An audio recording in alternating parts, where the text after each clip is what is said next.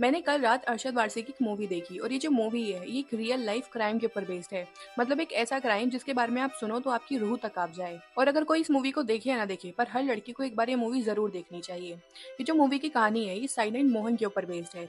Silent Mohan एक ऐसा serial killer जिसने 20 से ज्यादा लड़कियों की जान ली उन्हें साइलेंट की पिल खिलाकर। ये लड़कियों को जॉब्स, मैरिज और इमोशंस में फंसाता, फिर उन्हें घर से भागने पर मजबूर करता with all the cash and jewellery. और जब लड़कियां घर से भाग जाती तो फिर ये एक रात उनके साथ बिताता और फिर उन्हें कॉन्ट्रासेप्टिव पिल के नाम पर साइनाइड की गोली दे देता और ये कहता है कि इसे वॉशरूम में जाकर खाना है, पब्लिक वॉशरूम में जाकर। और फिर जब लड़कियां 1 से 1.5 घंटे तक वॉशरूम से बाहर नहीं आती थी फिर ये सारा कैश और ज्वेलरी लेकर वहां से गायब हो जाता था। और ऐसे ही इसने 2003 से 2009 के बीच में 20 से ज्यादा लड़कियों की जान ली। लेकिन 2009 में ये कर्नाटका से पकड़ा गया। फिर 2009 से 2020 तक इस पर केस चला, उम्र कैद की सजा हुई, फांसी की सजा हुई।